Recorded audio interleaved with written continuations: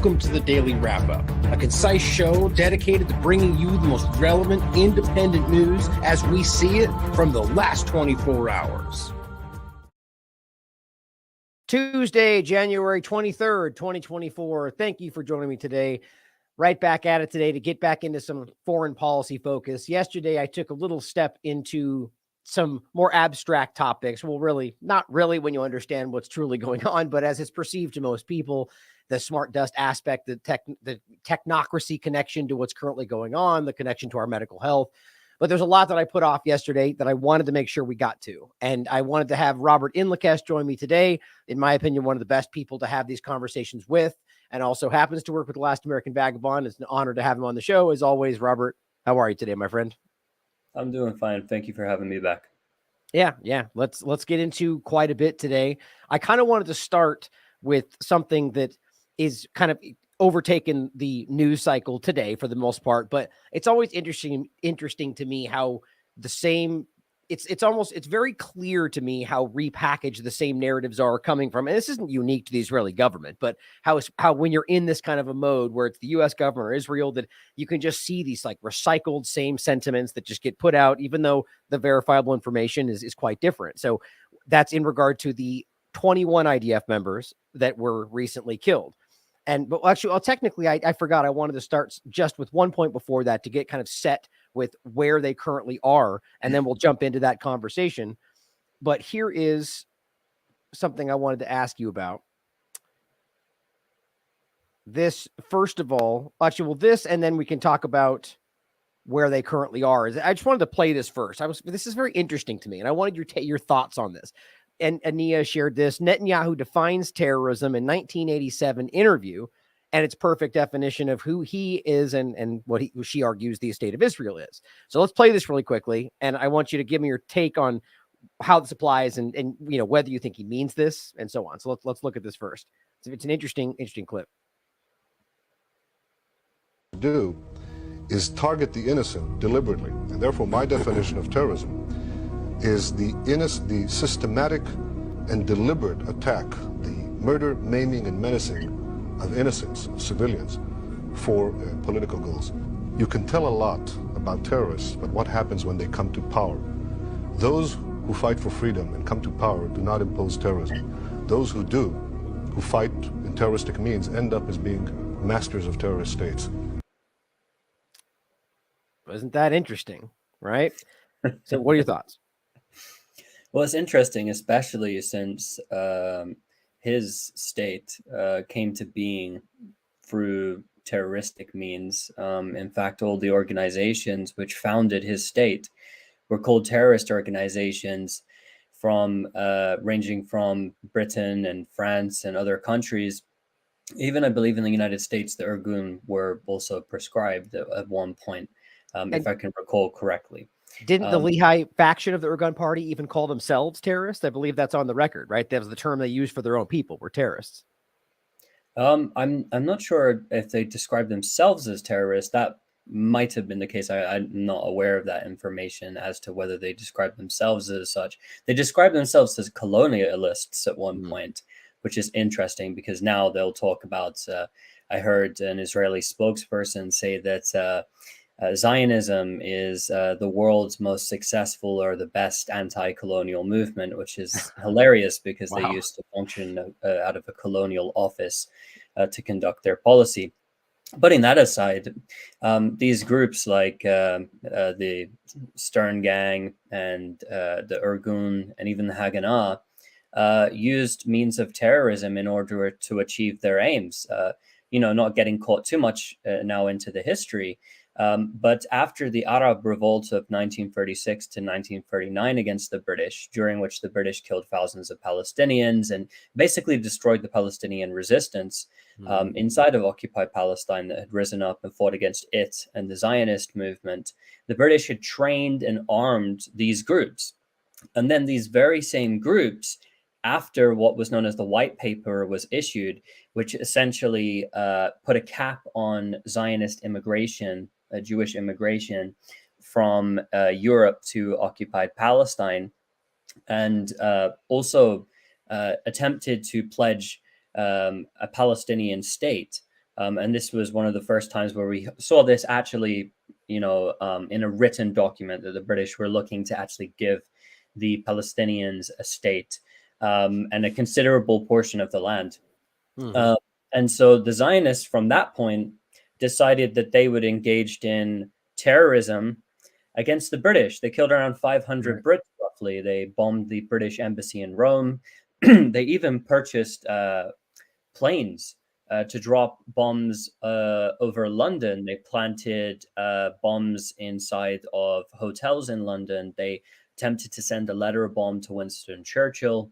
And then there's the very famous bombing of the King David Hotel, which killed British and other foreign nationals, Israeli, or what at that point Zionist Jews, and Palestinians in the bombing, because of course at that point there wasn't an Israel, so these were Zionists. And so that's how it came into being, and eventually that led to pressuring the British to just leave the whole situation alone.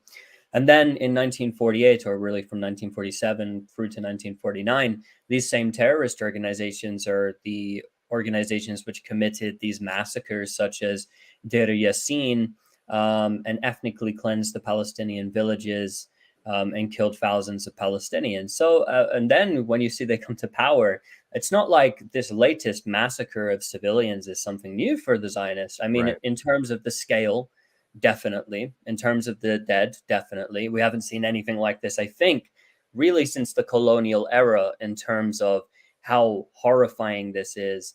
And now with modern weapons. So you'll see that in 1982, for instance, they killed 20,000 plus Palestinian and Lebanese. And then once they forced the PLO, they talk about, when we force our enemies out, then all of the violence is going to stop and they'll live in, they say Gaza will turn into Singapore and all of this. Well, in 1982, they succeeded in pushing out the PLO, which later they signed an agreement with, by the way, and the United States at the time called the PLO terrorists. They pushed them out of Beirut. And as soon as they were pushed out, the Palestinians and those Lebanese who were living either inside the camps in some cases, technically in their territory, or just outside, were subjected to massacres which were committed by Christian militias who were directly backed by the Israelis.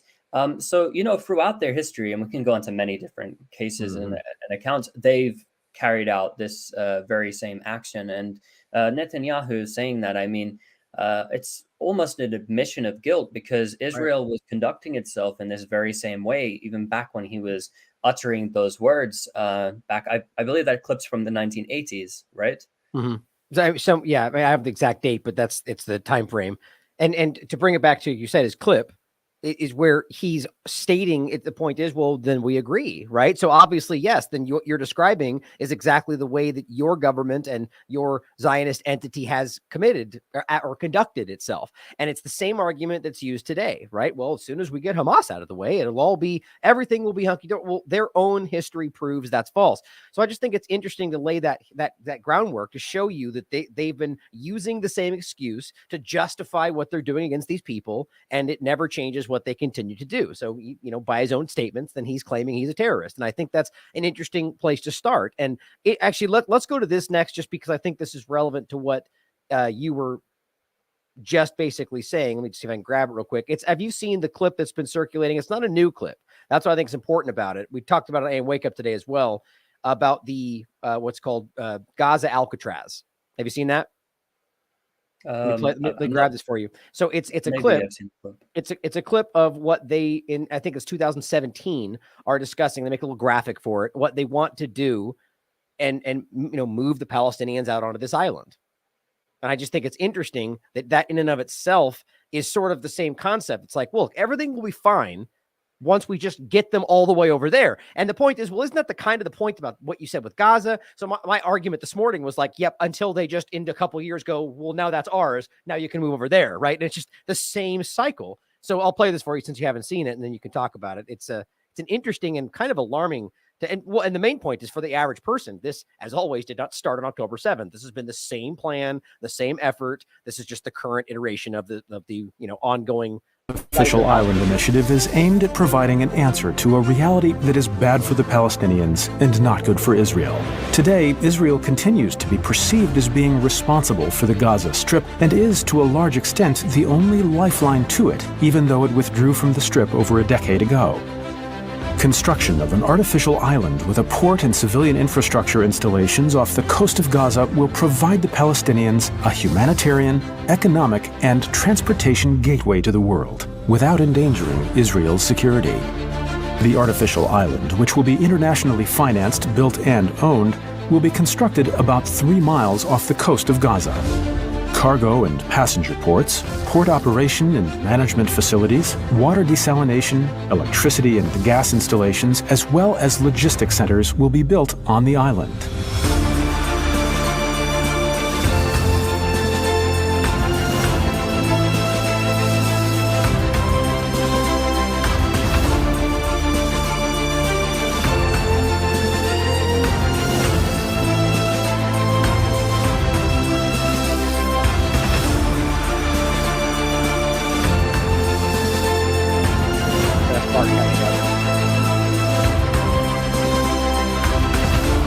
In order to ensure that security threats are addressed, Israel will remain in control of security in the sea around the island and of security inspection in the port.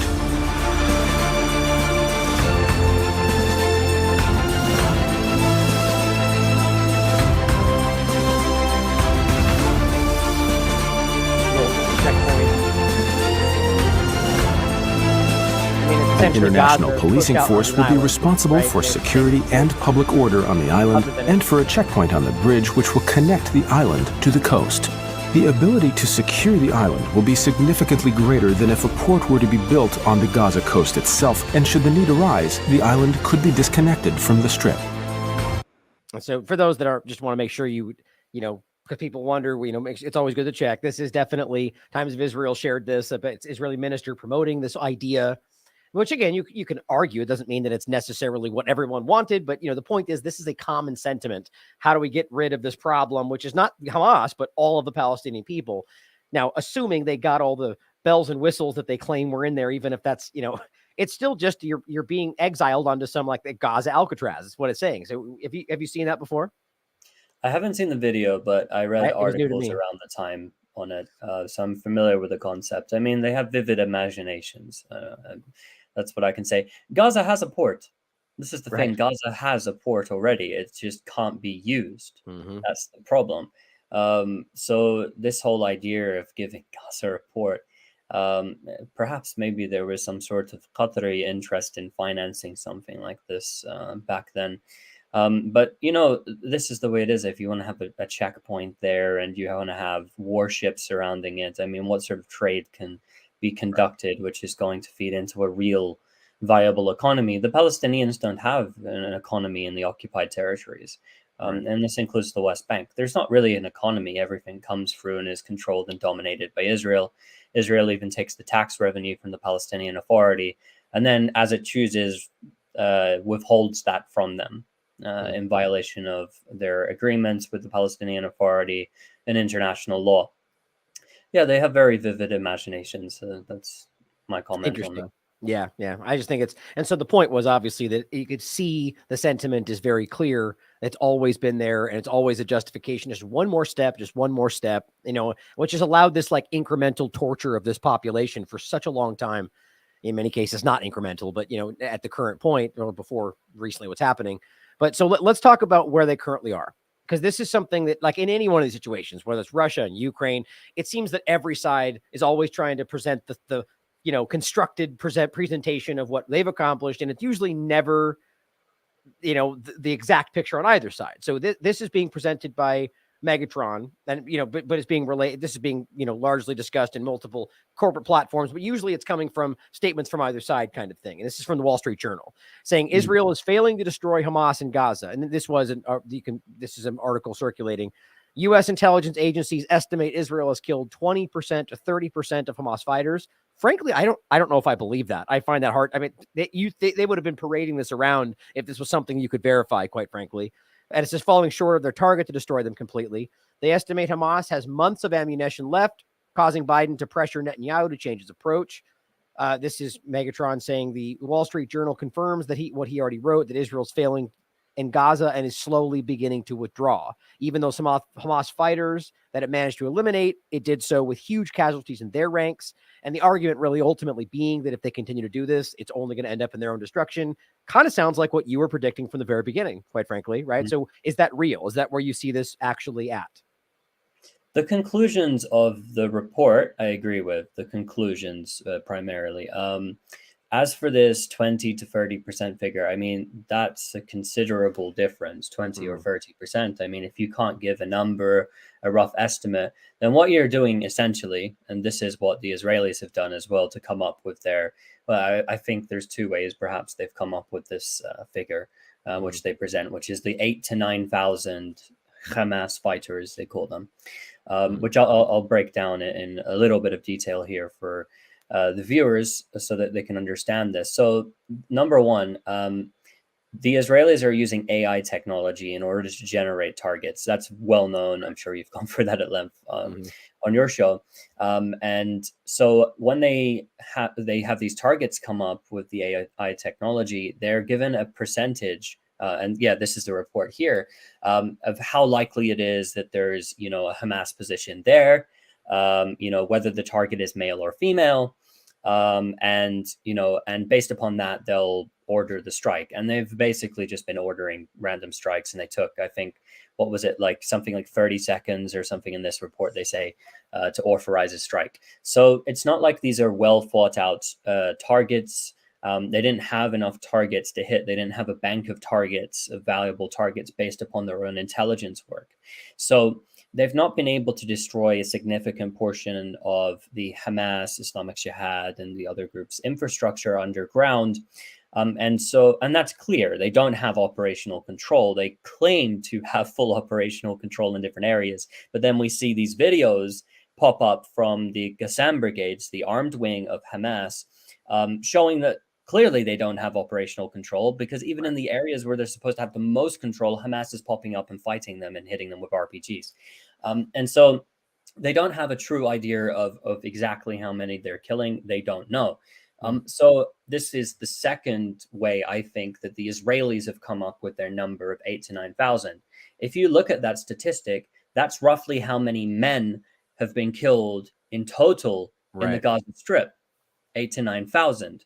And this is out of the true statistic, which is roughly 33 to 34,000 Palestinians have been killed, between the missing who are assumed to be dead and those who are confirmed to have been killed by the health ministry. And by the way, these numbers by the health ministry are not accurate, not because they're overstating them because they're a Hamas-run health ministry. It's actually the very opposite. They don't have the capacity to count them all and gather all the information on the names of the dead. The majority of the people who are dying, they can't account for them anymore. And that's why the death tolls are lower. And to add to that, I'm sure you've seen yourself too. I think it was both Associated Press and I think it was the Washington Post argued that they're historically accurate, even compared to Israel's later numbers, that it's almost always very, at the very least, similarly accurate to the same point. So historically, they are accurate.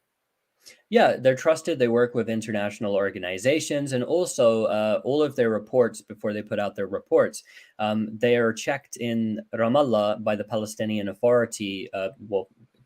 It's under the control of the Palestinian Authority because it's the Palestinian Health Ministry, and it's a branch of the Palestinian Health Ministry. And the idea that some Hamas run, that there's some fighter with a gun who's just coming up with random numbers, it's ridiculous. But that's why they say Hamas run health ministry.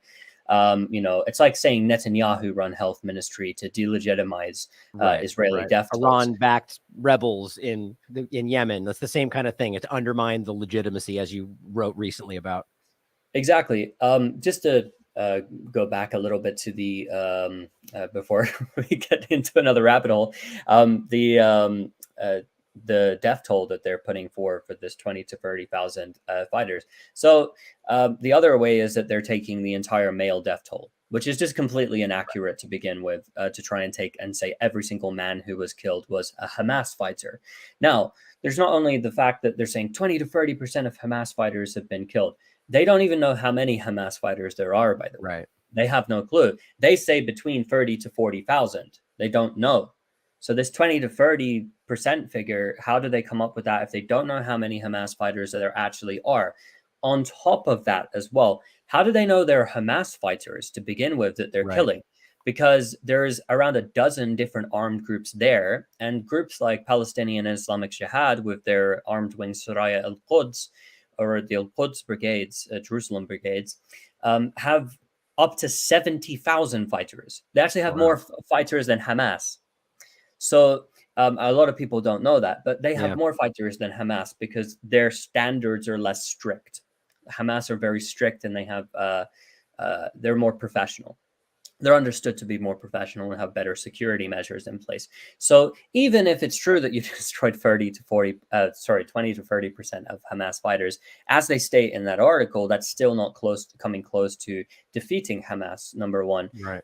It would be a significant blow, but I don't believe that they did anything like that, because you can't demonstrate that these were even Hamas fighters. You can't give me a number. You can't give me a rough number. I would go as far as to say that they're not even trying to do that. That'd be my personal opinion. I don't think that the aim is even remotely about affecting Hamas, while they seemingly allow the leadership to comfortably sit in Qatar while Qatar mediates deals with Hamas. Like, it doesn't make any sense to me, quite frankly. I think that there's more going on there.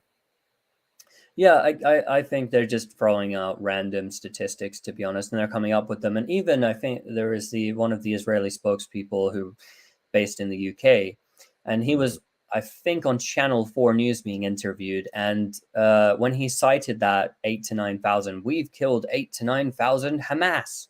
And the the interviewer says to him, "You're just coming up with numbers," because he knows he's got a lot of pushback lately.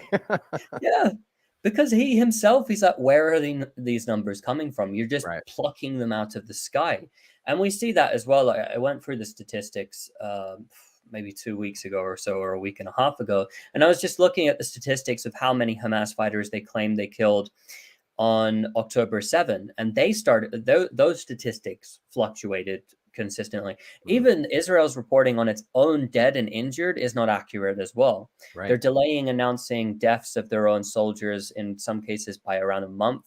Haaretz, the most reputable newspaper from the Israeli side, did an investigation, I think around a month and a half ago now, where they went to different hospitals to investigate how many Israeli soldiers had been injured and were being treated there in these hospitals that they visited. And they found that just the hospitals that they visited, this is not including sort of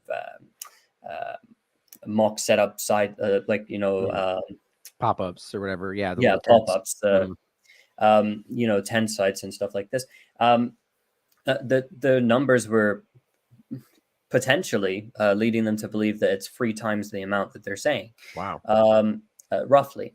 And what they found is that there was a significantly larger number of injuries, and that there was a military sensor in every single one of those hospitals to make sure that nothing is being said to the media, nothing is being published without them monitoring it. So if anyone cannot be trusted for their statistics and what they say about death tolls, it's the Israelis. The Israelis, after all, had the 1,400 death toll from October 7. And then they lowered that death toll down to 1,200. And then we learned that it was less than 1,200.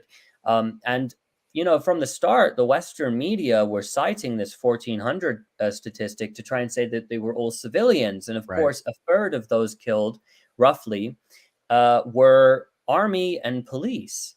So, and if you include settlers, which I think a fair argument is made that especially now that they've been officially armed by the government, which they were before, but like in an official sense, that they're legal targets in a military sense when they're acting in that official capacity. But depending on the circumstances of what actually happened and when, it matters, but that should be disputed. But I think that's relevant. And the article you did with the cradle, as much as I know that there was a little bit of discrepancy there on like the full picture, I think the point is that they, to your point, is not exact what it is, but ultimately that they're knowingly misrepresenting what the full picture is. So why we can take anything at face value from these people is the question. Exactly. And that's the same thing with these claims about Hamas sexual assault, because back when I was writing that piece for the Cradle, we had access to the information, the initial claims of rape. And it was interesting because Joe Biden started repeating these claims of rape at a time when the Israeli military had stated publicly, at that time when Biden was saying there was proof, the Israeli military had stated publicly, we haven't collected any evidence. We don't have any, don't say anything because this is irresponsible because we haven't collected any evidence. Later on, they made their own claims, which then we heard at the Times of Israel and other Israeli media came out and said, well, there's no actual physical proof. We didn't collect any physical evidence of rape. We didn't have rape kits. They provide a number of different reasons. They talk about Jewish burial rituals and all of this stuff.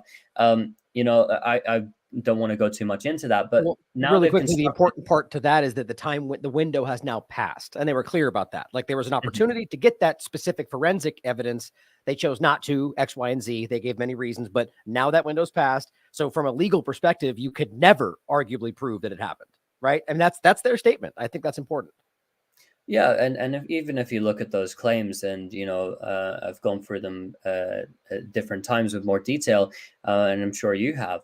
But if you look at those claims, those making the claims, there's a lot of question marks around those individuals and organizations who are making those claims. And then it's very clear that there was a concerted campaign which was launched, which included figures like Hillary Clinton, Hillary Clinton has a history in Libya of putting out false claims about mass rapes and sexual assault, in order weaponizing that sort of atrocity propaganda in order to justify wars of aggression. And that's exactly what they're doing here, because in terms of if there were individual cases, for instance, of rape, I don't think anyone would come out and be trying to dispute them. If we had victims and we had very specific stories or anything that seemed like it was trustworthy, I don't think anyone would be coming out and disputing. Maybe there'll be a few people who would say, no, I still reject it. But their claim is that that Hamas ordered and weaponized rape, and there's a Hamas rapist regime, and they're a group of 30 to 40,000 rapists, all of them, and their ideology is about rape, and there was a mass campaign of rape. That I think again, there's nothing. Yeah. There's nothing to prove that. Yeah, there's nothing. I agree. Well, let's bring this back to the other point. I mean, because we both talked about, this is a topic that will continue to deserve attention. And as more evidence comes, I'll happily engage with it. The point stands. There's no provable evidence that it happened. There's proof. Well, I would say there's no proof that it happened. I've said before, there's evidence, data points. Like I said, with the woman in the Jeep that turns out to be the daughter of that one main high-level guy, right? Ultimately, the point is, it appears like it looks like she might have been abused, but we ultimately still don't know. And that's how anybody honest should have engaged with this, But back and we can maybe touch on that a bit more when we get to a point today, if we get to it, about the Hannibal Directive. But coming back to this, I'd like to, so the argument here is that we dispute the amount of Hamas members that have been killed, but you do argue that it seems that Israel's ultimately, however you want to frame, what word you want to use, they're failing in their achievement of their goals, and ultimately, seemingly, like you predicted before, I guess what the right word, but they're having a large negative effect by what they're trying to accomplish here. And so failing, I think, is a fair assessment of what they're doing. So on the other side of that, here is David Roth-Lindbergh, who's citing these statistics, saying figures from the Israeli Ministry of Economy saying, and this is a different point, it's about settlers essentially, and the Israeli population leaving because of what's happening. Since October 7th, 7% of the Israeli population have been internally displaced, which to me, I think it's a hard thing to make anybody care about while it's going on with Gaza, while they're really living in hotels, while their illegal settlements are being retaken by Lebanon, and which is arguably most of what that is. But the part that I think is interesting, 14% of the dual citizens have left the country. Tourism in Israel has plummeted 75%. And if we get to the Yemen point today, they're shutting down trade predominantly, that Israel needs for a lot of different things. So in that regard, that side of it, do you see that being accurate, and that there are people leaving? And what do you think about that? Those statistics, I don't know where his sources are, but they ring true. He's saying they're coming from the Israeli Ministry of Economy. Yeah, they definitely ring true around what I've heard. Yeah, and with those statistics, I mean, this internally displaced rhetoric. These are people living in settlements surrounding the Gaza Strip, which is a concentration camp, the world's largest concentration camp. They were living surrounding it, and in militarized communities. And then you have the people in the north who are also living along the Lebanese borderland. And of course, those people as well are there. And for instance, in the Jolan, in the Shiba Farms area, that's occupied territory. There's no dispute about that. In the Rajar village, that's occupied Lebanese territory. So when they move, well, I mean, you're at war. You are choosing to bomb and kill people in other countries. This is war. If you want to move from your homes, that's your choice. Your homes are not being in Lebanon. The Lebanese border is a little bit different. But in terms of around Gaza, your homes are not being completely demolished and leveled like they are in Gaza. You're scared. You don't want to live there. You don't want to stay in your bunker. You would rather go in a hotel somewhere else, and you're scared. So you ran away. And I don't have much sympathy for that person in that position, to be quite frank. People can I insult don't me have for any- that, but yeah, I don't have a shred of sympathy for it. Palestinians remain in their homes, Yep. even under the threat that the entire building is going to be blown up. Why? Because this is their home and their land, and they refuse to leave it. right. They refuse to leave it. This is ours. You will not push us away. You can kill anyone you want. You can kill me. You will never defeat us. You will never push us from our land. This is ours. We're staying here. You won't win. That's the mentality of the Palestinian. Yep. The mentality of those Israeli settlers who live privileged lives next to a concentration camp with a standing army there conducting a ground incursion and committing a genocide. Oh, I'm afraid that perhaps a rocket will fall nearby and that there's going to be a siren which goes off. I mean, oh, that's all right. That you're scared. You're a coward. Leave the country. Leave altogether. Go with your dual citizenship and go over. Live in the United States. Live in Canada. No one's going to stop you. Come. A lot of that's happening. That's fine. Like everyone, like that would be wonderful. Go to Canada. Go to the United States. Go to Britain. Go to France. Go to Germany. Go anywhere else. Then, Right. like And I if think what's you're so important scared. I think what's important to clarify too is what we're talking about are not random Israeli citizens that happen to, like, we're talking about people in many cases who come from like New York and become illegal settlers in a position which is openly illegal in international law. Like the UN, even the United States is pressuring them to stop their illegal settlements. So again, you're right. No sympathy there. Like you're putting yourself in a position to be like, and you can argue that the bottom line is, while we're dealing with the displaced people, as you said, Palestinians who then want to diminish that courage by saying that they're only being forced to stay there because of Hamas. And it's like, it just becomes this ongoing manipulation. But I know you've got limited time. So actually, I had one question I would ask you, and I don't want it to take up a whole bunch of time, but I find this fascinating, just that really important, I guess, in the point of occupation, just really quickly. So there's illegal occupation, obviously, which is somebody who is illegally remaining, which is the U.S. in many places, Israel in Palestine, Syria, Lebanon. In your mindset, or even just in international law, which you probably are very well versed on, is there a legal occupation? Is that only in the time frame where you're in the midst of war and you're supposed to pull away? Is that the only time frame there's a legal occupation, or is there ever a time where that's considered legal? Well, an occupation can be for a limited period of time, and there can be a legal argument for it. But an occupation is supposed to end, and you're supposed to have a roadmap to end it. The Israelis have argued in the past that because they signed the Oslo Accords, there was a path towards ending their occupation, it began in the West Bank and Gaza Strip and East Jerusalem in 1967. But it's very clear at this point that they've annexed big swaths of this territory, and that in the West Bank, it's not even technically legally under international law. It's an occupation, and an illegal occupation at that, because of the fact that this is not meant to end. They violated all their agreements with the other party. There was supposed to be a path towards granting independence, and this has not happened.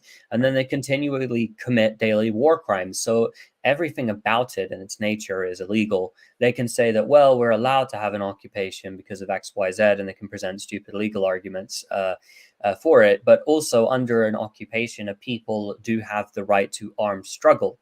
Right. But then the Israelis rob them of any right to do anything and then argue a right of self-defense. And in fact, the ICJ ruled, I believe it was in 2002 or 2003, about the legality of the wall. And what ended up happening on that, as a result of that, is they ended up giving their opinion on other issues as well. and accepting that the Israelis don't actually have a right to self-defense as an occupier in those territories. They don't have that right under international law. You Right. can't defend yourself against people who are defending themselves against occupation and trying to fight off occupation, because they have that right. Yeah. And well, even further in the South Africa case, one of the representatives brought that even further and made the point of it's the whole belligerent occupier aspect, right? So even if you argue you have a legitimate occupation, the point is that you have a legal obligation to protect the civilian population, which is why they argue that, but clearly aren't doing that. So in every angle, you can see that no matter what their argument is, they're falling flat in actually achieving that. I'll include this, which is an excellent piece of work that you did. And I believe this was, I forget if this is my interview with you about it or, oh yeah, it's the interview right there. So I interviewed you about your documentary called The Steal of the Century, which is, it goes back to Trump's time frame doing the same thing, trying to pretend like you're making another peace deal when all it was is like the reframing of the same illegal occupation, which is just insulting. So I'll include that for people to check out. Let's jump over to this topic. So this is about the 21 IDF members. And I think this is really important because it hits on a few different important angles of this discussion. One is that they're illegally demolishing civilian infrastructure, and there's just literally no legal obligation. Like even the argument of the human shield aspect has been put to them to say you have to prove these things before you just act. And so even then, in a long-term sense, they're not doing any of that, or that there's a military purpose to it. But on top of that, it's showing you that they're doing so, and I argue a way to clear out what's currently there, which shows you that, yes, they are going to be settling. All these things are provable if you just pay attention to what they're saying, but the average person may not be aware of this. So this is Elon Levy, the person you were referencing. He's I think the UK-based representative for only October 7th, which I just think is interesting. Looks like he's changed it now to spokesman in the October 7 war. That's new. It used to just say the October 7th spokesman. So now that's a way to make it an ongoing thing, right? So it's this ongoing from October 7th. In any case, he says Israelis are waking up to an unbelievably painful morning with news that 21 reservists were killed yesterday in Gaza. He writes, dismantling Hamas terror infrastructure. Of course, right? Even though the provable reality, as The Intercept recently covered, and it's very easy to prove, they were killed while planting explosives for controlled demolition in Gaza, which is illegal, what they're doing in civilian locations. They argue, first of all, that Hamas fired a rocket at them, which ultimately caused it to explode. And I simply added this thing, liar, their controlled demolition of civilian homes. So before we go in further, have you heard this story? What's your take on it thus far? And any more of the story? Well, the death toll actually rose to 24, the Israelis admitted in total. Okay. So the operation was quite a complex one from Al-Qassam brigades from Hamas, and I believe soon they're releasing the video footage that they have of it. And so in the Al-Maghazi camp, east of the Maghazi camp in central Gaza Strip, the Israelis had incursed a few kilometers into the area and were rigging 10 buildings with explosives. And they do this all the time. You'll see that, for instance, there is an Israeli soldier, must have been like 2 months ago now, who I believe he was killed actually. A bit of revenge for what he did, dedicated the blowing up of a building to his young daughter who's like 3 years old, just sick and twisted, a civilian home. And they were rigging these civilian homes, 10 civilian homes. And whilst they were rigging these buildings with explosives, a Qassam fighter popped up out of a tunnel. One hit a Merkava tank, an Israeli tank, and killed and injured those inside. And then after that, they launched a thermobaric rocket-propelled grenade from an RPG into one of the buildings where the Israelis were holed up, planting these explosives to detonate the civilian homes. I didn't know they had thermobaric from... Oh, sorry. Keep going. Yeah. These are domestically produced. So they have different types. They have the different type, but they have this Yasin 105, which is designed for tanks. And then they have, different types of warheads. So they fired this into the building, and then the building, because it's rigged with explosives and also all of these Israeli soldiers are inside, it detonated all of the explosives and the entire building collapsed, including the building next door, and damage as well to another building. So it collapsed on top of them, and they had this very complex rescue operation that they had to conduct for, I think, around 8 hours, and calling in hundreds of reserves to try and, dig them out of the rubble, because they're still missing and many injured as well from this. So that death toll could even climb. And this is the thing, like, if you're going to go and rig people's homes with explosives just to blow them up for fun, and that's what it is, like this whole idea that they're doing it for their safety is just utter nonsense. Why do you have to go in there personally with those explosives then? If they're such a threat, you can just waltz in so easily. It's such a threat, these buildings. You have to go in personally and deliver the explosives. No, they have fun blowing up civilian homes. And they paid the price for it this time. They learned that when you go and do things like that, those people who used to live in those homes, which you've driven out and forced into tents, that these tents of which are now drowning in open fields, and these people are suffering from disease and starving. Yeah, those people that you're having fun detonating their homes and filming it for TikTok, those people are going to come and hit you with something while you do it, and they paid the price for it.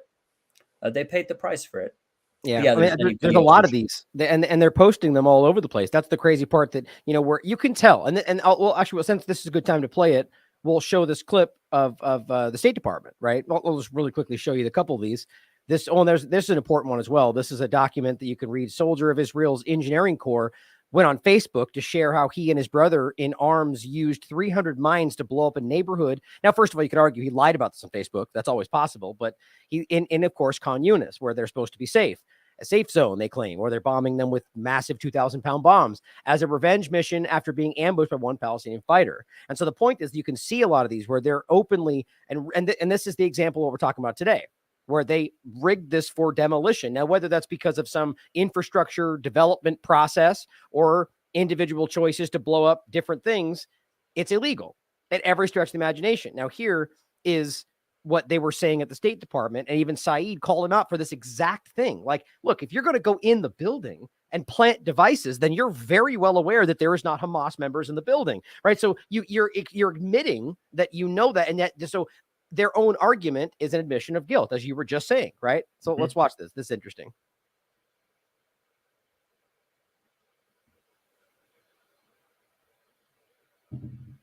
Oops, wrong one. There it is. Yesterday, the Israeli military occupied and destroyed the Isra University in Gaza. I mean, this is probably number 10 of all 10 universities that they have destroyed. And is it the assessment of this department or this government that this was a legitimate target? So I can't speak to this individual action. I don't have independent information to verify that, but I can say that we continue to urge Israel to avoid damage to critical infrastructure. That would, of course, include universities, and to ensure the protection of humanitarian and medical sites. That has been something we have urged from the outset of this conflict. It is very difficult, and again, I'm not talking about this particular site because I don't have information about this particular site, but it is always difficult when you see Hamas. Even though they're there helping AIM, which we've proven, they've now documented it from the corporate media that they have people on the ground helping them pinpoint where to bomb. Yeah, God, I shouldn't even cut in because they literally say everything that I would say, which I'm surprised. Saeed and Matt Lee, and they push back on this. Do you have any comments? They're paused it already? Yeah, I think we can keep watching it and see how they do. Use those civilian sites to hide its fighters, to launch attacks on Israel. But there seems to be no evidence that there were any fighters. In fact, any presence of any kind of military presence in the university itself. I mean, you keep saying that you want Israel not to destroy the infrastructure, yet we have seen almost the total destruction of all infrastructure, including schools, hospitals, roads, all of it. Cemeteries. They just, they excavated a cemetery, for instance, and took bodies. I mean, this is not exactly tell us in any way that the government of Israel is really paying heed to what you tell them, in any way, by any measure. They're not listening to you. So we have seen them take some steps to add civilian infrastructure to deconfliction sites. There are other things that we have urged them to do that we want them to do better on. It is an ongoing conversation between our two governments, and something that the Secretary spoke directly with the leadership of Israel in his trip last week. But again, there is also this problem that Hamas does continue to hide in and under civilian infrastructure. So when you see a strike against any one piece of civilian infrastructure, to assess the validity of that strike, you have to know what it is that was there, and we don't always know that when I'm, at least I don't know that when I'm speaking from here. Based on Saeed's question about the demolition of the university, I don't know if you've seen the video. It's pretty widely available, I have seen but the it video. certainly looks. I mean, it looks like a controlled demolition. It looks like what we do here in this country when we're taking down an old hotel or a stadium. And you have nothing to say? You have nothing to say about this? I mean, to do that kind of an explosion, you need to be in there. You have to put the explosives down, and it takes a lot of planning and preparation to do. And if there was a threat from this particular facility, they wouldn't have been able to do it. So I have seen the video. I can tell you that it is something we are raising with the governor of Israel, as we often do when we see raising as when we see to ask questions and find out what the underlying situation is, as we often do when we see reports of this nature. But I'm not able to characterize the actual facts on the ground before hearing that response. Yeah, but you saw the video. I did see the video. I don't mean, know. it looks like a bridge being imploded. I don't know what was under that building. I don't know what was inside. But it doesn't matter what was under the building, because they obviously got in there to put the explosives down to do it in the way that they did. Again, I'm glad you have factual certainty about it. I just don't. All I have is what I saw in the video. I just don't. And I think you guys saw it too. Say, we did see it, and I can say that we have raised it with and the government of Israel. Israel. And it's not troubling to you? We are always troubled by any degradation of civilian infrastructure in Gaza, but without knowing the actual underlying circumstances. I'm a little hesitant, I think, for reasons that should be understandable, to pass definitive judgment on it from this podium. I couldn't do it. I would be kicked out of that job so fast. It's impossible. Like, Matt, that's what I would say. And there'd be the last day in that office. I'd be like, that it'd be like, I know, that we know, like, that you're lying. Like, we know each other. Like, it's just so funny that they know that they laugh back and forth about it. Like, it just kills me. He's so obviously playing this game. And the point is, the deconfliction zones, they don't exist. As even some people in the corporate media begun pushing back in those interviews with Elon Levy, which is his name, that they're using the U.S. provided dumb bombs in the areas designated as safe. It's painful, right? And then, by the way, then I'll let you comment. And then I don't want to play the video of this, because there's far too many people in my mind that are like celebrating what happened here. And as much as there is a little bit of poetic justice to what's happening, I don't think we should celebrate that people died. I don't know how every IDF member agrees with what's going on in the bigger sense. Nonetheless, they sure as hell posted videos of them making these mines, and laughing about it. Look at making little TikTok videos, and these are the same people that, were planting and they ultimately died. I would add one thing. If you're an armed combatant in a war zone and you're invading a territory and committing a genocide, I would say there's every single legitimate argument to say that person should die. Just like an ISIS fighter should die, just like somebody who's going to commit a suicide bombing in a packed area and blow themselves up and blow civilians up and kill civilians. I have no problem. And I would I would be happy if a police officer took out a terrorist who was trying to blow themselves up in a packed area in a mall. I would be happy to see that. Just like I'm happy to see people who are committing genocide. This is personally, I'm happy to see people who are committing genocide be prevented from continuing their actions and to be pushed back and defeated. That's personally my stance. Trust me, I get it. And you have every right, more than anybody I know in the world right now. Anyone that I know in the world right now that, that have a right to feel that way. My sentiment is simply that it's like, you look at, like, from a U.S. military perspective, which is probably the worst argument in the world, because it's one of the most obvious terroristic acting entities in the world I can see in the world. And that's, as an American, I think that's obvious. Nonetheless, I think we all know there's a lot of Americans that find their way into that don't fully grasp what they're involved in, that don't really have the same hatred harbored that we know. So that's my only point. Trust me, I'm with you in the sense that they're acting in an illegal sense. So whether they're aware of it or not, they're still an instrument of what we're dealing with. And so, that's why I would say that this is a little bit of poetic justice, right? You're planting mines in a civilian location, and the point is they acted. So at the way you should engage with it, in my opinion, would be that was a legitimate attack from a resistance entity, right? I think, go ahead. That's my argument, is that if these people are invading a concentration camp and coming and participating in a genocide, it's a good thing if that threat is eliminated, just like if a terrorist is eliminated. That's my perspective. I view them, they inflict more death They have a worse death toll, civilian death toll that they inflict, far worse than ISIS. So just as I would celebrate a terrorist threat in ISIS being eliminated so they can't kill more innocent people, in this case, I think it's justice when they are eliminated and that threat's eliminated. I don't like seeing people to die. I don't like it personally at all. However, if you're invading and you've got a gun and you're coming and you're killing children and you're killing women and you're killing innocent men, I have no sympathy for these people. And I would say it's a great thing when those people are defeated and they're pushed out of those lands. And I would say, from my perspective, it's fully justified. Everything that's done in terms of military action against a military target, there's nothing illegitimate about that. And the Israelis try and humanize them and present them in a different light.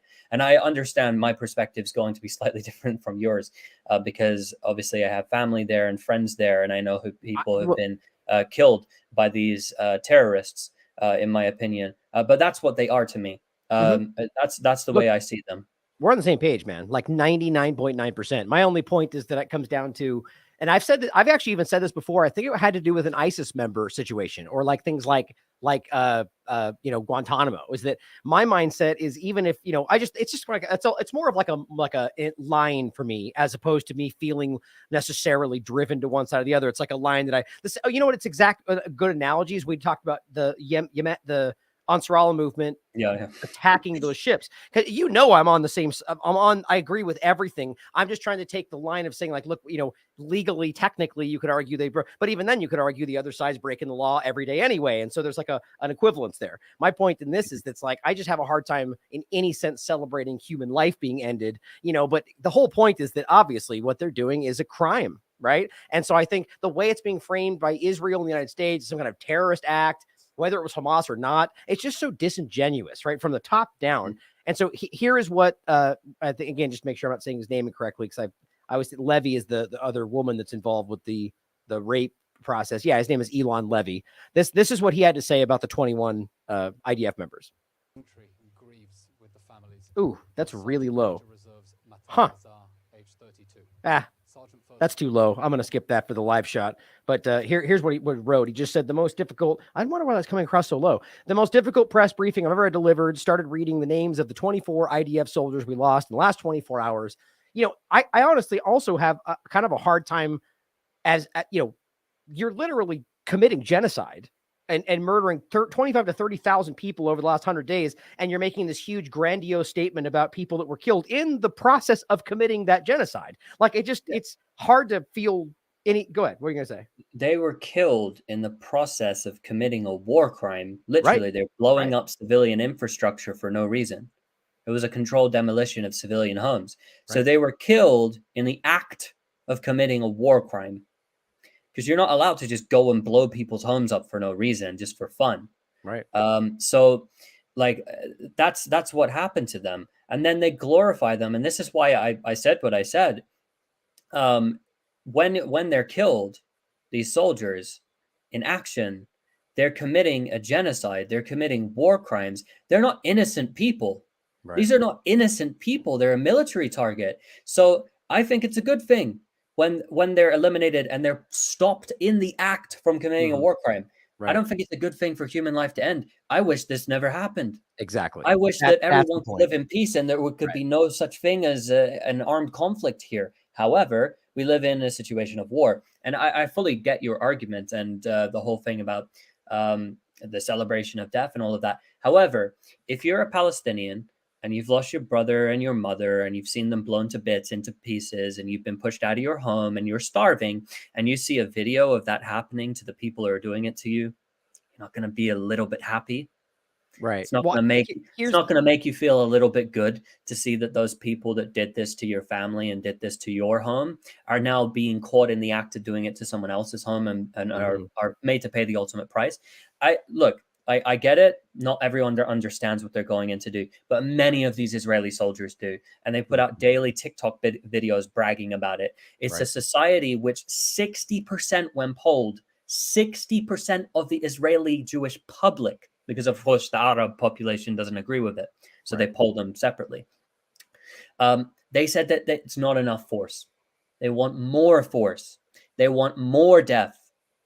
So if the society is that aware and the army is making so frequent TikTok videos. You don't see this in the case of other wars when the Americans and the British go into places. You'll have various cases of war crimes and rape and horrible things happening. I don't think anyone can dispute that. In every war, you get that. You get people doing horrible things. That happens. But also then you have your portion of the army and which don't know really why they're there, and they signed up for an army. Israel is literally from cradle to grave raised on hatred of Arabs. They hate Arabs. They hate Muslims. They think that they need to kill them and they need to extinguish their life. And all their political parties are all about this. They can't even accept the Labour Party anymore because they're Arab lovers. The current Israeli president, by the way, ran a campaign in 2015 to become Israeli prime minister. He failed, and in his own words, because he was portrayed to be an Arab lover, which is a terrible thing. He was commenting to a Labour Party conference meeting that they were having. He said, you cannot be portrayed as an Arab lover. And you know what? During his own campaign, he ran an ad where literally there was somebody talking about him. He knows the Arab from both sides, from through the barrel of the gun and on the other side of the barrel of the gun. Literally, that's the ad, the campaign ad for him. And you can go and search that and find that on Electronic Intifada. And that's the moderate Israeli president. A public campaign. He was an Arab lover. So this army, I don't accept the fact that the majority of them don't know what they're doing. I think they know what they're doing very well. And I think they like what they're doing because all the evidence points to it. And I think when we see those videos of them, like we did in the International Court of Justice, sharing, there's no innocence in Gaza. Right. We're going to kill them like Amalek. And their leader is saying, kill them like Amalek, slaughter the men, women, children, and the animals. And they all think like this. In this case, they are an army of essentially, in my view, legally, they're not defined as such, but in my view, terrorists who are going there committing war crimes and carrying out a genocide. So when they're killed in action whilst committing those acts, it's a preventative measure. Now, if an Israeli non-combatant is killed, that's a different thing. It's a different thing entirely. We're not talking about going and like, oh, it's a wonderful thing for an Israeli baby to get shot and killed. No, like nobody's celebrating that. Nobody's going to argue for that. Nobody's going to be, yes, it's wonderful for a non-combatant. But if it's an armed soldier who's aware of what he's doing and committing a war crime, I'm not one to get up and party and post, videos online about partying about it. However, I understand why people would be happy about it. And I think it's a good thing when the threat is eliminated. When they're committing a genocide and committing war crimes, I don't think there's a bad thing when that happens. I think it's good that that threat is eliminated. Personally, that's my personal point of view. Oh, I think you're very clear on, and I think in even from a moral perspective, I think what you're saying is very understandable. To put the best fine point on it, you made a point throughout that I think is the best way to look at it. Is like you said. And it's always, you're going to find extreme levels of any side of the argument in anything you look at. But in a general sense, I agree that for the most part, from a Palestinian perspective, like you're saying, it's like, look, we don't want to be in this position. We're not actively seeking out this conflict, but you brought this to our doorstep. So we are going to respond. Right. And so the point is, in that sense, yes. But if it was put to you, that's the last thing that you would want. And I think that's the best way to look at it is, look, if someone breaks into my door, my home and threatens my family, you're damn right I'm going to act with violence, right? That's even from like a libertarian perspective. Like there is legitimate moments to act in defense or even attack for your self-defense. And I think that's also an important point. There is no such thing as self-defensive attack. You're attacking, but in the sense of maybe that attack will help you defend yourself, but it's not a defensive attack. I'm so tired of this preemptive self-defense nonsense that even the U.S. is now using in regard to Yemen. Which maybe, I know, since you let me know if you have to get out of here, maybe we can talk about Yemen before you have to leave. Before we get to that, I'll just finish off this one segment here.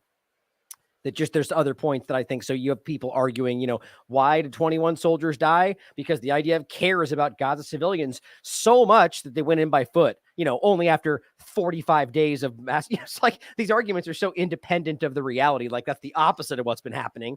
But so I'll include this. I won't go through it for time, but Knox Bilal here kind of breaks down in the thread the reality, in my opinion, right? That the reason it happened is because they were lining these with mines, and it goes over like the dynamic of it. And the point is, it's illegal, as I think you really well laid out right there. This is just one that I actually didn't mean to include, but since I showed it, this is a Rabbi Abraham Zerbiv, an Israeli military officer, who says, and you can listen to it for yourself, that they will make Gaza go through the biblical 10 plagues as Jews did back in Egypt. Like, let's not pretend like there's not an all of Palestine mentality here where all of them need to suffer and so on. In Khan Yunis in general, you're seeing this. This goes into the bombings we were seeing and the controlled demolitions. A lot of it's now being focused on the very location that they were told to go to be safe. And now it's exploding in this area. And we showed you this a moment ago. These are all their controlled demolitions that you have. They're publicly and proudly discussing what they're doing, that an entire residential block. So think about the timing it would take to lay all of those explosives in an entire residential block and then pretend like you don't know that it's completely devoid of anything that's a threat, right? This one was in the Khan Yunis again, multiple locations of controlled demolition. And I showed you these ones already. So let's get into. Well, you tell me. How much time do you have left, brother? I can stay until the top of the hour. I think that would be about 5 minutes. Okay. Yeah. So let's see. Roughly around there. We'll try and I'll include all this for everyone to look at. These are just more clips about Khan Yunis showing you they're storming clinics, putting out these little plant detonators in Khan Yunis around schools that look like cans for the children. That it's just disgusting stuff like this that is happening. Very clearly, deliberately aimed at innocent people.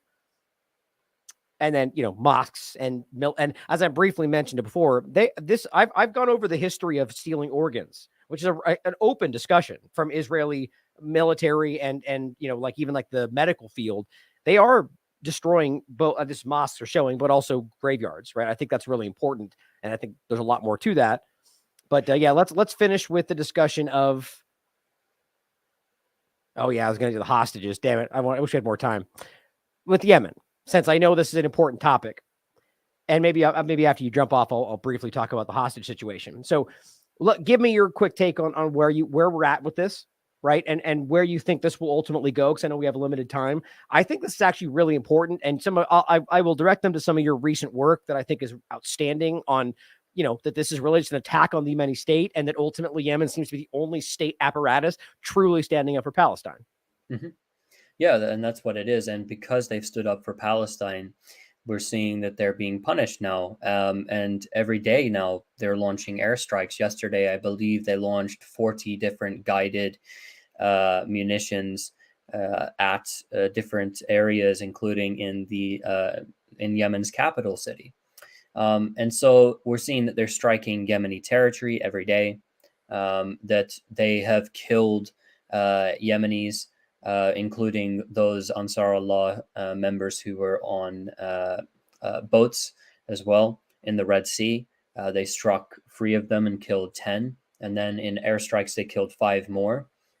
And the Yemeni forces, they didn't go and kill civilians. They weren't going and attacking ships that were not related to their specific target. They said, we're imposing a blockade on the Israelis. That's what we're doing. And they imposed the blockade very successfully. And they didn't need a deep water navy to do it or anything like that. They did it with drone technology and missiles. And they've successfully been able to do it. The Americans came along. And by the way, you'll see that Elon Levy guy, that spokesperson for October 7 spokesperson, the spokesperson for Israel's ongoing genocide is more accurate. Right. He said, he was interviewed, and he said that they're blocking the Suez Canal and they're blocking international trade, and tried to make this a thing not to do with Israel. It's everything to do with Israel. Ships actually pass and put on this tag, not Israel affiliated, and they can go through the Suez. Some companies have stopped going through the Red Sea altogether because of the danger aspect. Obviously, it's expensive. And the U.S. has its warships there now. So it's made it even more dangerous because the U.S. and the U.K. have put warships there. And they launched this Operation Prosperity Guardian mission without the UN Security Council approval to militarize that area of the world. They just did it. And then afterwards, they got a UNSC resolution, which was passed condemning Ansar Allah for their actions. But it's very clear what's going on here, and it's very clear that they could stop it. They could stop this blockade in a minute. They could just let aid into Gaza. If they let sufficient aid come into Gaza, they'll allow them to do it. But Yemen says, we have been blockaded. We have been starved. We've lost 400,000 of our people to starvation and disease and airstrikes in our country. And we had the worst humanitarian crisis in the world until what happened in Gaza started unfolding. We know what it's like, and we will not let the people in Gaza die alone. We will stand with them no matter the cost. And that is exactly what they're saying. Yep. And it's an honorable moral position. Legally speaking, they argue that because Israel's committing genocide, they're taking the action that any state should take to prevent genocide by imposing an economic blockade from this route. Is it not exactly what the U.S. government does in an illegal sense, but claiming they're doing it for the right reasons all over the world, right? On Yemen, for example, with Saudi Arabia, you know, it's like, it's just so wildly hypocritical the way that they frame this. It's just because they disagree. On the map, you're seeing the, you know, the general area here that I think if you don't understand the dynamic is, you know, you got the Suez Canal right up here, Bab el-Mandeb Strait right down here, and then the Strait of Hormuz over here. Now, they're all very, very important choke points. And through that triangle, effectively, they've shut down. I mean, as I understand it, it's been wildly effective in what Israel's able to now bring through. And so it's being crippling, or it is crippling, you know. Do you have any insight on what happened with basically the long and short of it is that because of U.S. actions, they then expanded their actions out to both U.S. and U.K. vessels as well.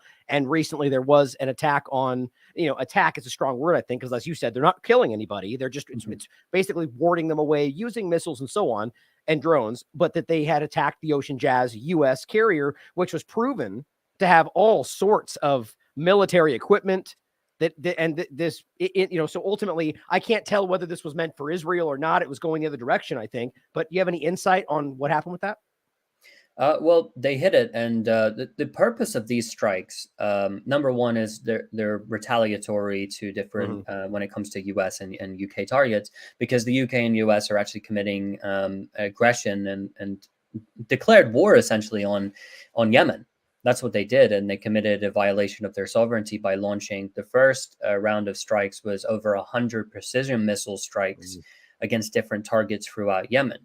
Of course, Yemen never attacked them. There's nothing to warrant this, and they didn't have the approval of Congress or Parliament to do it. Now they have this pseudo-legal jargon which they throw out. Oh, we sent a warning, a written warning, and there's this emergency legislation or whatever. But the reality of it is they didn't consult Congress or Parliament, the UK and US, for their actions. And so the Ansar Allah are responding. But you'll note that the Ansar Allah, when they respond, like for instance in this case, they'll use suicide drones and missiles to hit ships, but they're not killing people. Their aim is not to kill people. Their aim is to stop the ship and to inflict damage on the ship, which would be an economic cost. They want to incur an economic cost. So that's the primary objective there. And it's very clear what they're doing, and they're doing it with great ease, really. And the US and UK are unable to detect where these strikes are actually coming from. They can't target the locations from which they come. And it's been very, very effective. So far, that's what we've seen, an extremely effective blockade, which has been inflicted the first ever without actually having a proper navy, because Yemen it has naval vessels, but it doesn't have a proper deep sea water navy or anything like this. You know, this is very expensive, and Yemen, you know, being under this intense blockade, has not been able to, you know, muster up enough funds to, you know, purchase these new naval vessels. The likes of Iran could conduct something like that, but Iran has a similar strategy of speedboats, for instance, and then using suicide drones and missiles and torpedoes. And so what this shows, and this sets a precedent, is that Iran can definitely block the Strait of Hormuz if it wants to. And if it does, international the trade, the oil economy, say goodbye to it. Well, and this doesn't just speak to. Oh, sorry. Go ahead. No, go ahead. Well, that's just going to speak to the point that we both been making for such a long time, that, this is why the geostrategic control of this area was so clearly important, to the point to where they were willing to starve an entire country for 10 years to try to force them to give up control of the Bab el-Mandeb Strait. It shows you exactly why, because these choke points, with Iran holding being able to enforce the Strait of Hormuz, with Yemen seemingly with the help, I mean, I don't want to say with the help, but Oman seems to have pushed back in its own way to that similar control. Now the Bab el-Mandeb Strait, and now with using, I guess, the drone and missile technology, effectively shutting down the ability to come through the Suez Canal. I mean, they are showing that they don't need all the technology. They don't need all of the actual military presence. And that's clearly why they've been so desperately trying to do this. And it just shows you that it stems from an illegitimate standpoint. And the bigger point you made there is that Yemen has made one demand: ceasefire. Stop what you're doing and we will back away. Now think about how incredible it is for them to say, well, we're just going to keep doing that, and then pretend like you're the one. It's the same thing they're doing over here with Hamas. Like, you're murdering people and saying Hamas's fault. You are choosing not to stop a genocide and saying it's Yemen's fault for continuing what you could stop with one action. It's just, and good, the world sees this. Would you agree with that? Do you feel that the world is truly seeing this the way we are? Absolutely. And then look at what the cost is. The cost of keeping that naval fleet there, that multinational coalition there. And many states have seen, and that's why the likes of France withdrew. They were like, this is a stupid idea, and it's going to result in embarrassment, and it's going to incur massive costs on our economy at a time when we don't want to handle that. So, it's ridiculous from every sense. But you know what this goes back to? And I really do think it's like we're dealing with people, these elitist types, who have like a narcissistic personality disorder. But it's like on a mass level, all these people have it. And it's like a collective narcissistic personality disorder, where it's like no one else can possibly be independent in their narrative of themselves in the world. Only they exist. Everyone's part of their narrative and part of their story. No one can step out of line. And for them, they stereotype the people of Yemen and the people of Gaza. They think these savages, these people, these are poor people. These people, they're backwards. They're not civilized like us. They could never do anything like this. And because they have this image in their heads of these people, they think, how could they possibly blockade us? How could they possibly fight back? How could they foil our plans? We have this big agenda. And the only response they have is a violent one, because they can't possibly bring themselves to accept that you need to do diplomacy. You can't just be, this narcissistic, psychopathic racist that just goes around and goes, we're better than you, we're superior, we have a superior civilization. That doesn't work. Like, there's a group that is physically imposing a blockade with drones and missiles. And you can take one action. They're giving you the option: stop a genocide. If you stop a genocide and you create a ceasefire, hey, or if you just let aid in so the people don't starve to death. There's 400,000 people starving to death right now in Gaza. If you just do that, we'll stop. No, we have to launch airstrikes. Do we know where the airstrikes are going? There's that clip of Biden going around. Is it going to stop the Houthis? No. Or is it going to continue? Yes. It's like they have no aim. And the Israelis are the same in Gaza. They don't have a war plan. They're just bombing for the sake of bombing, invading for the sake of invading, and killing, and just hoping that they find their prisoners, which are held, and just killing everything in sight. There's no rational thinking here. Again, I flatly disagree. That's my opinion, but I think the Hannibal Directive has been proven out explicitly by their own statements by a colonel and multiple people.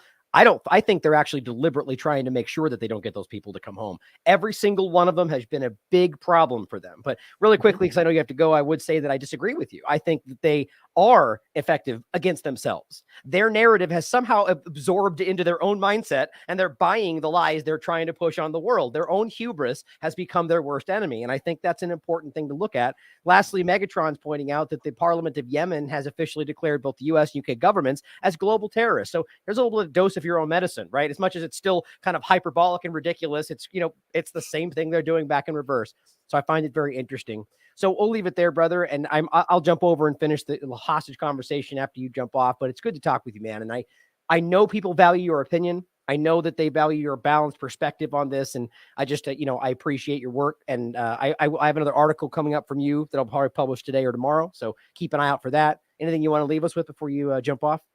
No, just thank you for having me. And I'll say this, like, I can't claim to be fully objective on this, but in my reporting, I will state the facts, and it will be very clear when I'm giving my opinion. And I can't pretend to not have emotion on this, because this is my family and my friends that are being killed and subjected to acts of genocide. Right. So forgive me if I have emotion on this. I don't believe. I think as journalists, sometimes we have to cast moral judgment, and we have to act based upon what we believe is just, what we believe is right. And sometimes that can lead to mistakes. However, that's what this entire channel is about as well. And this is what our work is about as independent outlets and independent journalists, is that we want everyone to question everything. That's the motto here. We want everybody to, come to their own conclusions, because at the end of the day, not everyone can be 100% non-biased. I don't think that's possible to be completely objective. Everyone has their objective experience. So I promise, in my work, to give the facts, and not to lie and not to distort. And I will give my opinion. My opinion is going to be there, but I try and make that very clear. And like, for instance, today, I said very clearly what my opinion is when it comes to the Israeli soldiers in times of war, and what my opinion there is, because I want people to know that's not something that I'm trying to say is an argument under international law. No, that's how I feel. And that's what I feel is a moral take. So that is how I'd leave our discussion today. And yeah, thanks to everybody who is on here as well, watching and supporting. And I hope they will support this work more. And thank you for having me back. Yeah, we got to do more often, brother. I think it's important. So thank you, and then we'll talk soon. So I think it's important in general, guys, that, I mean, it's self-evident. Robert's work is self-evident. He's an obviously objective and intelligent person. We all, as he's pointing out, have emotion. We have passion. But the point is being able to acknowledge that and work in an objective way as best we can, even during times like that. And I think emotion's important. I mean, I get emotional about things all the time. There's very few people, in my opinion, that can actually manage that. But so let's finish with just one more segment that I wanted to get to today, that I was hoping we could get Robert's take on it in general. But let's go to this ultimate topic to finish us off today.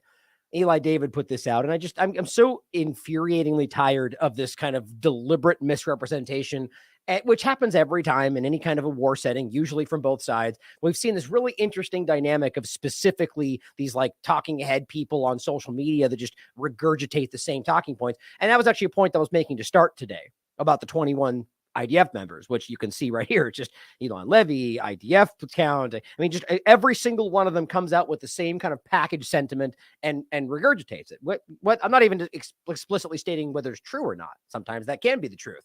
It's still interesting, though, that it's very formulaic.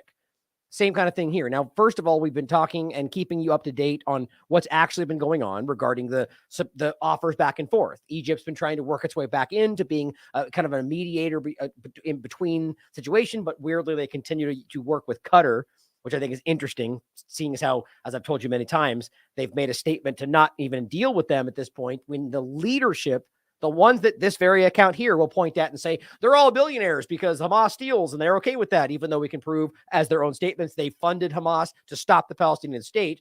And then where do you think that money comes from? Who do you think controls the flow of goods through? Like, they're making sure the leadership stays protected. I think that's very telling.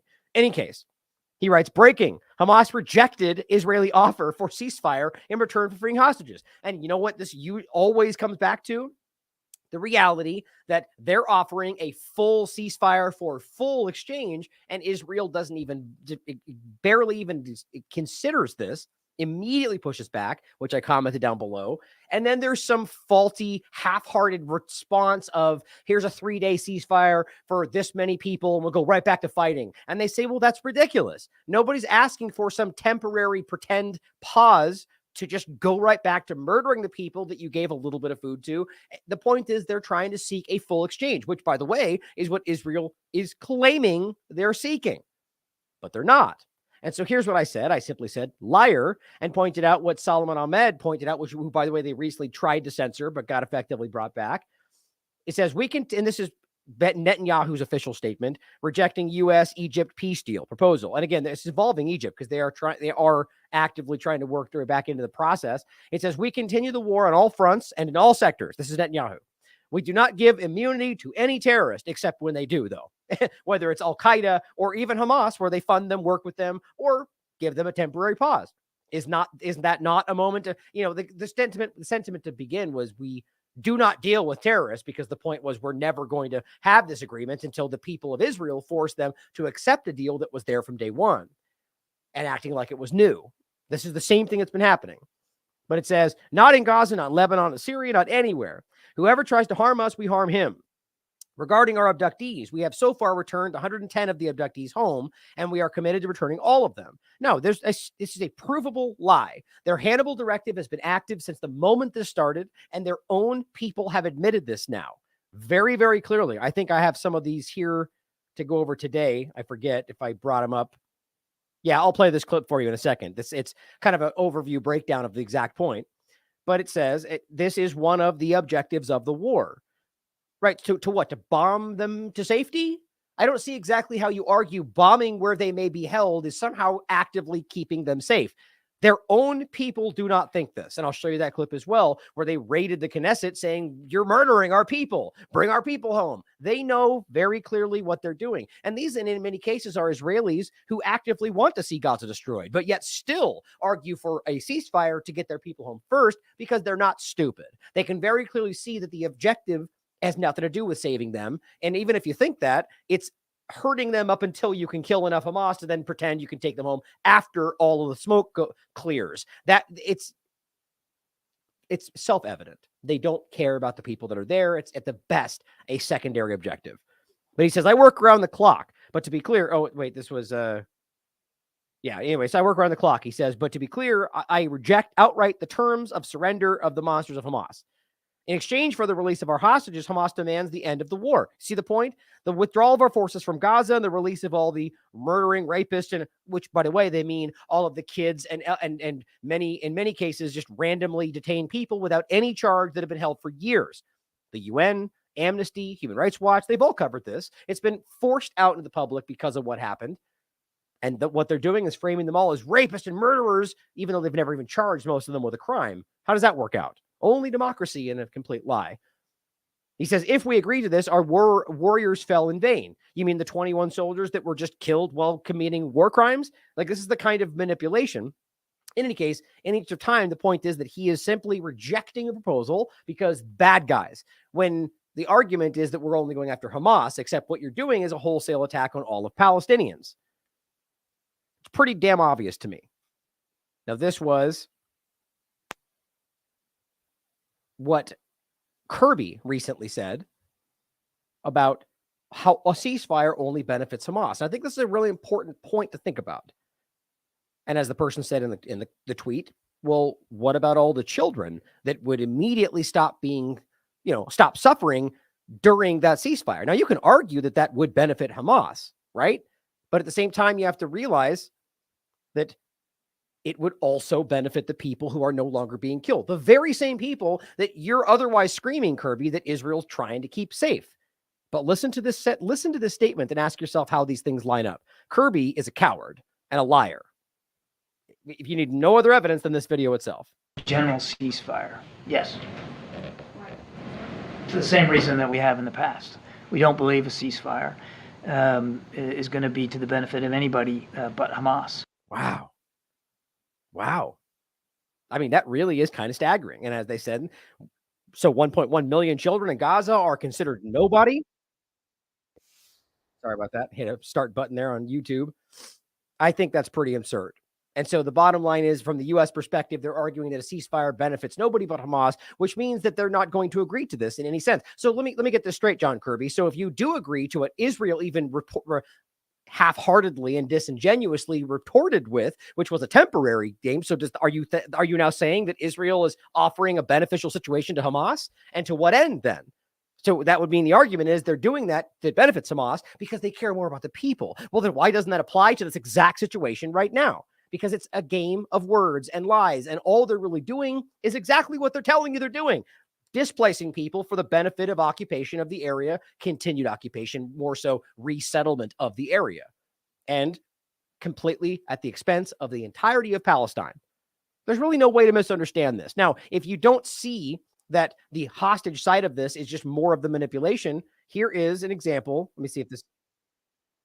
Oh, yeah. So this isn't in English, so it really doesn't matter to grab the video for you. Here is, oh, you can see it. That's right. I still have it up. So as Dan writes, one day after Netanyahu rejected a ceasefire, which again, after he rejected a ceasefire, families of captives in Gaza, of the captives held in Gaza, stormed the Knesset to demand an immediate deal. Look at these people, guys. These are the people that your media in the U.S. are telling you are fighting to continue the war in Gaza. It says, you will sit here while our children die. As Dan Cohen writes, and I agree, the Israeli government is sacrificing its own people. Look at what they're doing. These are the people that they're showing you and acting like we're all fighting against them by acting for a ceasefire. These are the Israeli Jews pushing back against their government because they're telling you you're letting our children die. And then Netanyahu stands up and acts like what they're doing is a defense of these people. It's painful to watch.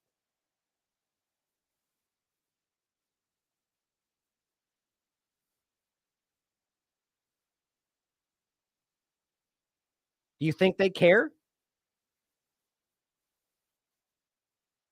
And let's not forget, guys, how many people have we talked about coming back and saying we were afraid of your bombings killing us, and then you telling people Hamas killed us? That's their people coming back from being kidnapped and telling you they were more afraid of the IDF.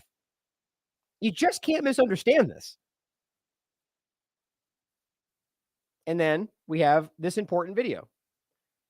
Israel wants to kill the hostages. I 100% agree with this. Now, at the beginning, I just wasn't certain about it. So rightly so, I was concerned about stating that as much because I think it's important. But with all of the evidence, there's no, you could always question, as we always should. Is it possible we're missing something? Is it possible there's more to the story? That's always a possibility. But the main point to make here is with the amount of evidence that we have, from people that were there, from people involved with the process, from the colonel on the record saying this was a mass Hannibal, to people at the security head of the kibbutz Be'eri, people from the concert, people who recovered from being a hostage, people that were in the homes being bombed, people who were driving the tanks, people who got out of the tanks and shot their guns, all of them telling you that they fired on innocent people. And then you've got people in the military admitting this was a mass Hannibal that, by the way, is still ongoing. Because the point is, these people are inconvenient for what they're trying to accomplish. If you can't wrap your mind around that, along with all of the evidence, you don't want to understand this. And I think that's what's important. So you can't pretend like they care about these people when they're actively taking action that at very least puts them in further danger, let alone tries to kill them. Have been told that Israel wants to save the hostages.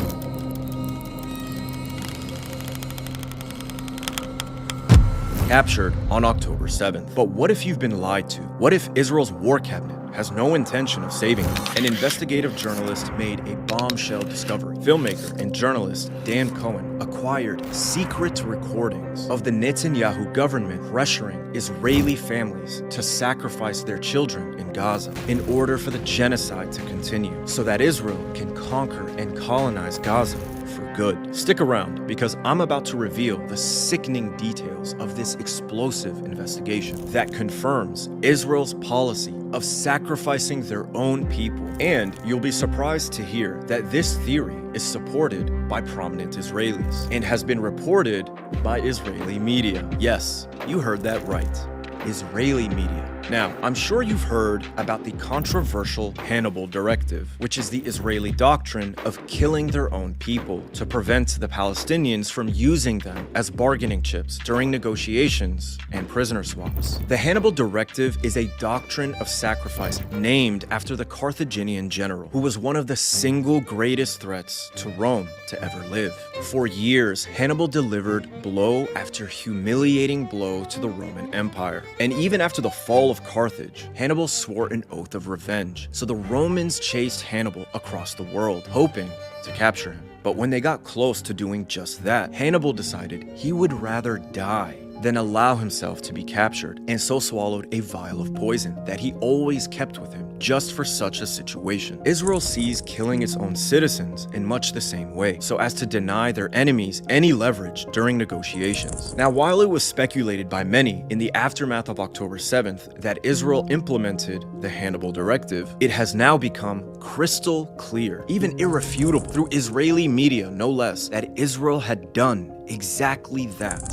נוהל חניבל כנראה הופעל באיזשהו שלב, כי ברגע שהבינו שיש חטיפה, אז הם מיד אומרים, חבר'ה, זה חניבל. But what if I told you this mass Hannibal is still happening? That it has been happening every day since October 7th? What if I told you that a major aim of the genocide in Gaza was in fact the continuation of this mass Hannibal? On January 15th, the Palestinians released a video of Israeli hostage Noah Argamani. Noah says that she had been injured in an Israeli airstrike and was trapped under the rubble for 2 whole days. She also says that 2 other Israeli hostages had been killed by Israeli strikes, one buried underneath the rubble and the other in a moving ambulance in Gaza. She implored Netanyahu to stop this madness and bring us home to our families. But these aren't the only Israeli hostages who have been killed or injured. According to Hamas, nearly 60 hostages have been killed by Israeli strikes. Several Israeli hostages released by Hamas have described the terror of being held in Gaza, unsure of whether or not they'd be killed by their own government. את כל הפיצוצים של ישראל, פיצוצים מאוד גדולים. היה המון פעמים שאמרתי לעצמי, בסוף אני ימות מהטילים של ישראל ולא מהחמאס. An Israeli sociologist and military expert, Yagil Levy, told the Israeli newspaper Haaretz that Israel is indeed trying to carry out a mass Hannibal. The government's decision to attack Gaza, despite the presence of hostages in the bombed sites, can be considered an extension of the Hannibal procedure. That is, an attempt to thwart the continuation of the captivity, even at the cost of risking the lives of the hostages. The obvious explanation is that the right perceives the pressure to stop the fighting as endangering the pursuit of victory and revenge in Gaza. And therefore, the lives of the abductees are another reasonable sacrifice that must be made. A reasonable and necessary sacrifice to justify the Gaza genocide. Gilad Shalit was a captured Israeli soldier that the Palestinians traded for over 1,000 Palestinians. In an interview with the Israeli media outlet Shomrim, an unnamed figure who was involved in the Gilad Shalit exchange said that Israel was invoking the Hannibal Directive. He says, Hamas expected this to be a repeat of the Shalit case. They thought that they would kidnap Israelis and that we would cave in. But the state of Israel has implemented the Hannibal Directive on the whole of the Gaza Strip. Now, as you can imagine, the families of the hostages are not happy about this. They want their loved ones to be brought home. They're angry,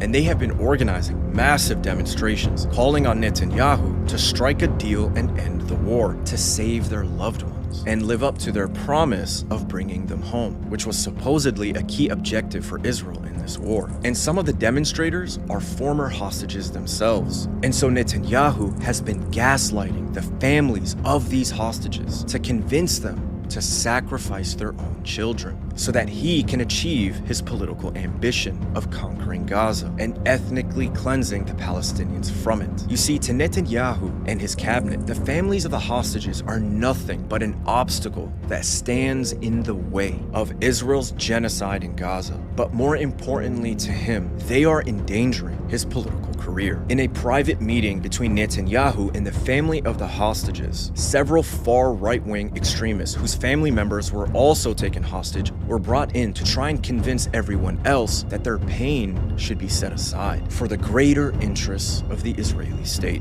One of these far right-wing extremists, Ohad Zvi Lapidot, addressed the families. This is a secret audio recording of that exchange. ברגע ההיסטורי הזה, הכאב הפרטי לא יכול לנהל אותך. Outraged, a mother of one of the hostages responded. What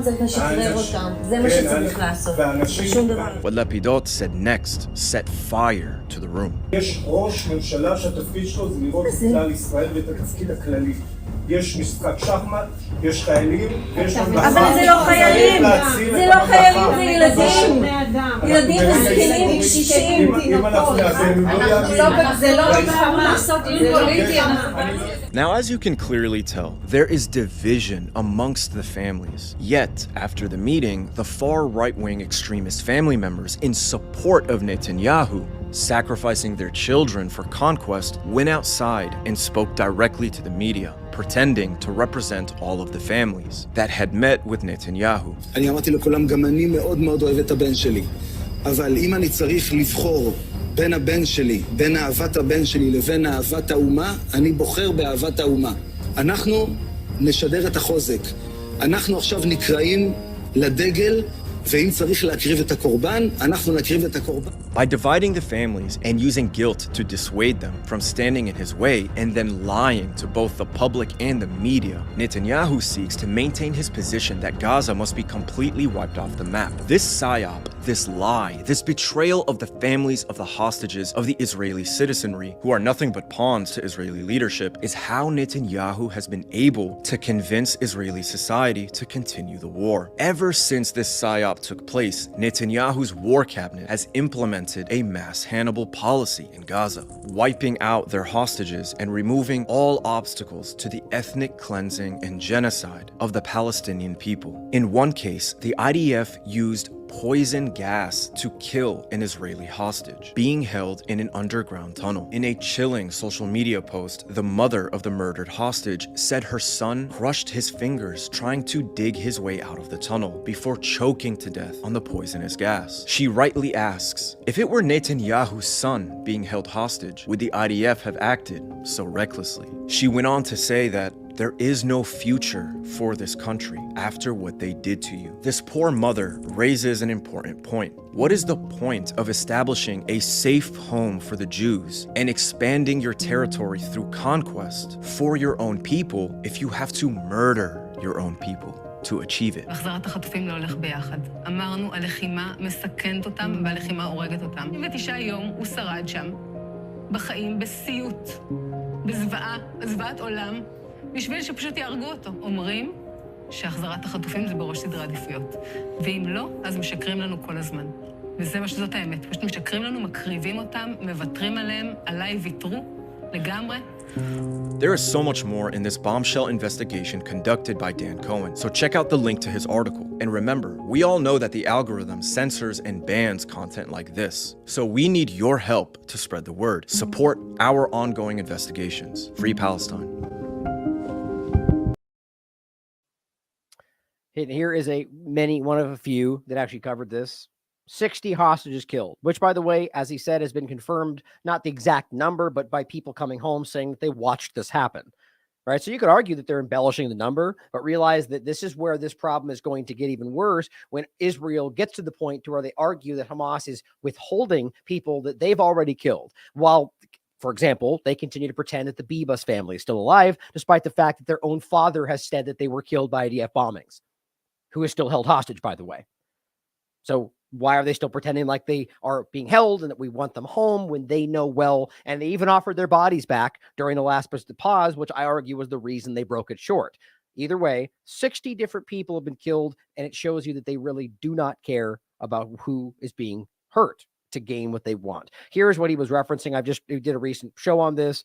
Israeli military killed a captive, Ron Sherman, with poison gas, according to his mother, and is arguing that they are covering it up. Here's a great video on the Hannibal Directive in general that you can watch. Actually, here, you know what we can do, actually. We could just end with this video. But before we get there, this is the kind of stuff that we're dealing with. And I mentioned this morning as well. Tiberius points out, so Ireland's prime minister has said, I would be a bit uncomfortable about accusing Israel, a Jewish state, of genocide, given the fact that 6 million Jews were killed. Like, what kind of ridiculous, and you can read this for yourself. So regardless of your sentiment and stance on the legitimacy and the number and what happened in the Holocaust, the idea being that because this thing happened, therefore, no matter how severe, that therefore you just you're worried about accusing them of something that is being proven. The idea that that it shows you the way that is abused and the way that these things are used to manipulate, and the things that are currently falling apart in front of us. The allegation that anything against Zionism is automatically against Jewish people, or that accusations of the Israeli government and their legal crimes in a political sense are somehow because you hate the state of Israel and Jews. It's not working anymore. Always there's been an overlap in any sense. There's going to find people that are extremists that hate people for no reason. But we also can obviously see that it's legitimate to point out that the Israeli government, or any government for that matter, are committing crimes. Same point as always, it's not somehow anti-Christian to point out that the U.S. government are committing war crimes. The same point applies. And we'll end with this video in general, so you guys can check this out. So thank you for tuning in today. And I always enjoy having Robert on. I think it's a very insightful discussion. He is very, very well versed on this. And I very much appreciate his objectivity, or rather just his honesty about, in his opinion, he would argue that there's a lack of objectivity. I don't think I think he's one of the most objective people in this or any other topic, in my opinion. And that's why I want to work with him, even in a position that he's in. And I've made that point many times. There are people far less objective than him that have no stake in this game at all. So I think it's important to continue to support his work and, have him on as much as possible to be able to talk about these foreign policy discussions. But I will leave you with this clip about the Hannibal Directive, and we will be following up on a lot of this stuff. And there's a lot of other things we could have gotten into today, but both foreign policy and the other conversations we've been having. I have a few things coming up here soon, other interviews we'll be doing, so keep your eyes peeled for that. And if you'd like to continue to support this platform, all the links down below are there for you to support us. Most importantly, just get the link out, get the conversation shared, have your conversations about the material with your friends, your family, and discuss this stuff in an amicable, calm, and, understanding difference of opinions type of way, where you can walk away going, it's okay that we disagree. Hopefully you don't. Hopefully you can acknowledge the facts and look at the information. My point is, discuss this stuff. Don't just take narratives and share.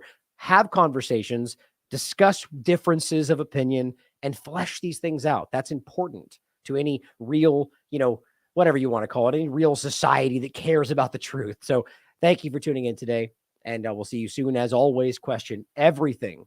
Come to your own conclusions. Stay vigilant. Is Israel applying the Hannibal Directive to captives and hostages in the Gaza Strip? The Hannibal Directive is a classified Israeli military protocol, which calls for use of all necessary means to prevent the abduction of its own forces, even at the price of killing them. It has been used multiple times in the past decade, most notably in the 2014 capture of Israeli soldier Hadar Golden. Taken into a tunnel near Rafah, Israel unleashed massive firepower, killing him and more than 130 Palestinians.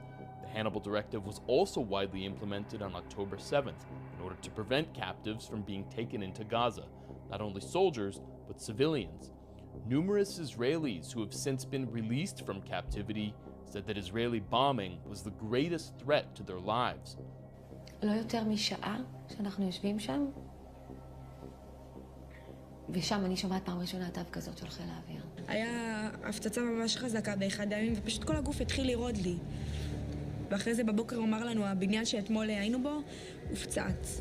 אמרנו כאילו, בוא'נה, יש דברים חשובים יותר מאיתנו. So what scared you? From the booms around, that the IDF doesn't know our location, suddenly a missile would hit. והיה המון פעמים שאמרתי לעצמי, בסוף אני ימות מהטילים של ישראל ולא מהחמאס. מה הדבר שהכי מדאיג אותך? לגביו? הפצצות של צה"ל. On December 15th, Israeli forces killed 3 Israeli captives who were shirtless and held a white flag. On January 15th, captive Noah Argamani said 2 others were killed in airstrikes.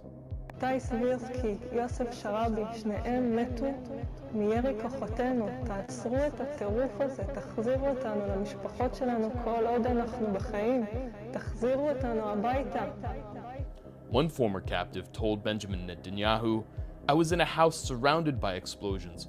We slept in tunnels, and we feared that not Hamas, but Israel might kill us. And then it would have been said, Hamas killed you." It seems impossible to consider them accidental, but are they actually intentional? According to renowned Israeli military expert Yagil Levy, The government's decision to attack Gaza despite the presence of hostages in the bombed sites can be considered an extension of the Hannibal procedure, that is, an attempt to thwart the continuation of the captivity even at the cost of risking the lives of the hostages. Another figure who was involved in the campaign to exchange captive soldier Gilad Shalit in 2011 told the Israeli media outlet Shomrim, "We are experiencing the flip side of the Shalit case. Hamas expected this to be a repeat of the Shalit case. They thought they would kidnap Israelis and that we would cave in. I believe that it will not happen quickly, if at all." The State of Israel has implemented the Hannibal Directive on the whole of the Gaza Strip since the current conflict erupted, based on the understanding that the moment we release prisoners, we are opening the door for countless more abductions. So while the Netanyahu government blames Hamas for not releasing the captives, it appears that it's intentionally trying to kill them.